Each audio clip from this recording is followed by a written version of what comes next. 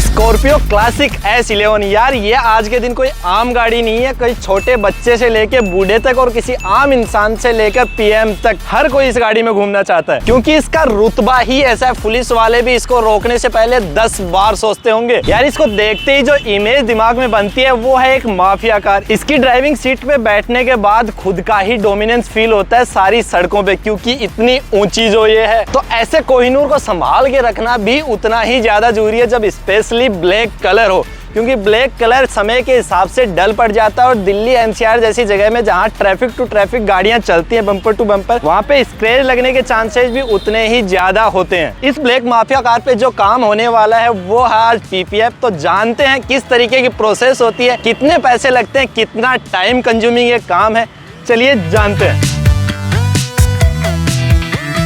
तो हमारी गाड़ी PPF के लिए आ चुकी है। भैया एक बार फ्रेम में आ जाइए। आप की वजह से ये गाड़ी सालों साल साइन करती रहती है। अच्छा, एक चीज़ बताइए जी, इस वक्त मार्केट में PPF, रेप, सेरेमिक कोटिंग बतेरे ऑप्शन भरे पड़े हैं। किस गाड़ी पे कौन सा चीज़ करवानी चाहिए, PPF कौन से पे करवानी चाहिए, रेप वगैरह? ये सर, मेरा मानना ये है कि अगर आपकी गाड़ी का डार्क कलर है या कुछ वाइट छोड़ के जो भी कलर है, तो आपको PPF करानी चाहिए। रीज़न ये होता है कि एक तो कलर को हम मेंटेन नहीं कर पाते हैं।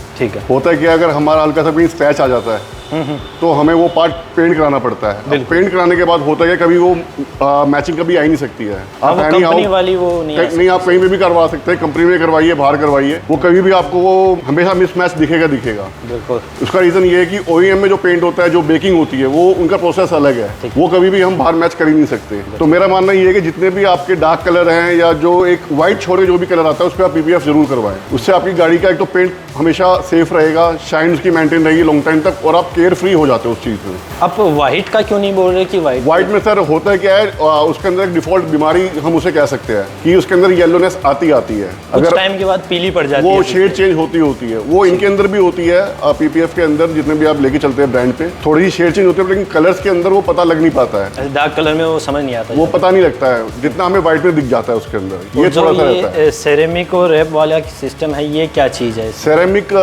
होता है केमिकल बेस्ड ट्रीटमेंट होता है ये, जिससे पेंट को लॉकिंग की जाती है।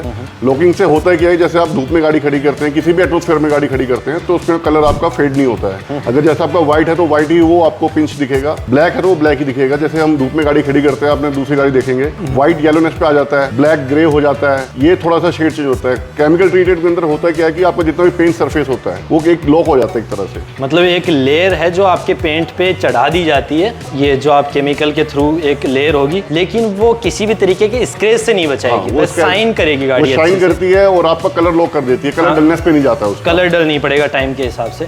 और ये जो रैप वाला चीज है, ये क्या? रैप सर एक तरह का आपका पेपर रैपिंग कह सकते हैं उसको आप, कि जैसे हम PPF करते हैं ऐसी एक रैप आता है, उसकी स्ट्रेंथ थोड़ी कम होती है। उसमें आप कलर चेंज कर सकते हैं अपने मोड ऑफ कलर। कैसी गाड़ी आपको, जैसे व्हाइट ली है, आपको व्हाइट अच्छा नहीं लग रहा है, आप कलर चेंज कराना चाहते हैं, तो आप कोई भी शेड का रैप ले सकते हैं। अच्छा, अगर ये ब्लैक गाड़ी है, इस पे मैं व्हाइट करवाना चाहूँ तो हो जाएगी। और इनकी कॉस्टिंग क्या क्या होती है? जैसे एक PPF करवाने जाऊंगा तो इतनी बड़ी गाड़ी पे क्या कॉस्टिंग आएगी? सर आजकल क्या है, मार्केट के अंदर बहुत चीज़ें आ चुकी हैं। एक सस्ता और अच्छा चल रहा है आजकल, बहुत ज़्यादा। एक दो वर्ड बहुत ज़्यादा चल रहे हैं, TPH और TPU, बहुत ज़्यादा उस पर भी आते हैं। होता है क्या है, TPH आपका होता है पॉलीयूरेथीन होता है, उसकी जो लाइफ रहती है आपकी अराउंड 2 से 3 साल तक रहती है। ठीक है। फिर उस पर हम आते हैं TPU पे। TPU आपका होता है एलिपैथिक टेली पॉलीयूरेथीन, तो उसकी लाइफ 5 से 10 साल तक रहती है। मतलब PPF में अपर क्वालिटी TPU आती है। अच्छा, ठीक है। इसकी कॉस्टिंग बता दीजिए आप एक बार। सर लेके चलते हैं, अगर TPU हम लेके चलते हैं अराउंड आप 50,000 से आप स्टार्ट कर सकते हैं हम इसको। अच्छा, ठीक। Depend on brand. अच्छा, जो मार्केट में 30,000, 20,000, 25, 30 ये बताते हैं, सर होता क्या है, वो TPH भी है, TPU भी आती है। एक्चुअली क्या है, चाइनीज ज़्यादा आ रहा है इसके अंदर। ठीक है। अब होता है क्या है कि सस्ता और अच्छा लग तो जाता है, पॉकेट फ्रेंडली भी हो जाता है, लेकिन हम जिस चीज़ को प्रोटेक्ट करना चाह रहे हैं, अपनी गाड़ी को जो इन्वेस्टमेंट है हमारी, उसको प्रोटेक्ट करना चाह रहे हैं, जब वही हमारी चीज़ बाद में 3 साल बाद खराब हो जाए तो कुछ फायदा नहीं उस चीज़ का। मतलब 50,000, 40,000 रुपए लगा के एक चीज़ करवाई जाती है और वो 2 साल बाद खराब हो जाए तो कोई मतलब नहीं है उसका। सही बात है। तो एक 50,000 रुपये से हम एक क्राइटेरिया लेके चलेंगे, 50,000 से हमारी PPF का शुरू हो जाता है। शुरू हो जाती है। और उसके ऊपर तो जितना हम जाएंगे ब्रांड पे, जितना ब्रांड पे जाओगे तो उतना ही हम जा सकते हैं उसके ऊपर। अच्छा, और इसी गाड़ी पे मैं चाहूँ कि रैप करवाना चाहूँ तो उस पर क्या कॉस्टिंग आती है? रैप की सर अराउंड जैसे अगर SUV हम लेके चलते हैं तो अराउंड 30,000 में आपका रैप हो जाता है। उस वही सेम चीज़ सेरेमिक कोटिंग पे अगर चले, कोटिंग आपकी स्टार्ट हो जाती है 8,000 से। अच्छा, एक चीज़ बताइए, ये गाड़ी आ गई, सपोज आज अपने पास में आ गई है, अब इस पे PPF का काम शुरू होगा तो कौन सी प्रोसेस है जहाँ से आप काम स्टार्ट करते हैं? फर्स्ट प्रोसेस क्या होता है, हमारा पेंट करेक्शन का काम होता है।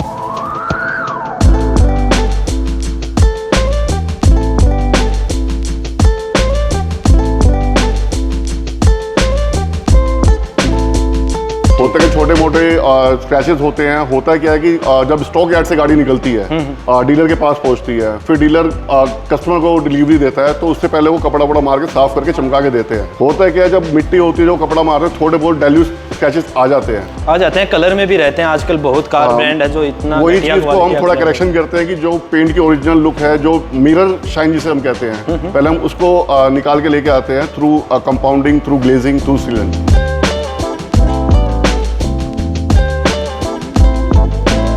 उसके बाद आपका फोर्थ प्रोसेस होता है आपका वॉशिंग का।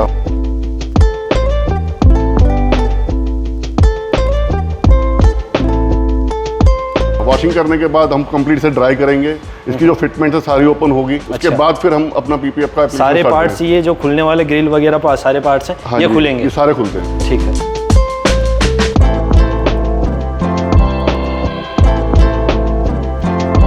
उसके बाद अपना PPF का काम स्टार्ट होता है। इस पे ये प्रोसेस देखते हैं हम किस तरीके की क्या क्या प्रोसेस होती है, और भैया टाइम क्या लगता है इसमें? अराउंड हम टाइम लेके चलते हैं 2 से 3 दिन का। 2 से 3 दिन का टाइम लगाते हो आप। और मुझे लगता है एक बेटर क्वालिटी देने के लिए, क्योंकि PPF में जो मैं समझता हूँ कि यहाँ एजेज बेस तो सबसे ज़्यादा डिफिकल्टी होती है कि यहाँ से उखड़ने लग जाता है। जी, प्रोफेशनल आपको वहीं पे पता लगता है कि आपकी कटिंग कहाँ पे हो रही है, आपकी फोल्डिंग कहाँ पे हो रही है। ये जो कटर चलाने वाला काम है, ये भी बहुत ज़्यादा मुश्किल वाला काम है। स्किल्स चाहिए होते हैं, हाँ, बहुत ज़्यादा चाहिए होता है। तो ये चीज़ें देखते हैं कि किस तरीके का भैया काम करते हैं, किस तरीके का नहीं करते हैं, कितना टाइम लगाते हैं, और किस तरीके की गाड़ी की शाइनिंग निकल के आती है। तो चलिए स्टार्ट करते हैं।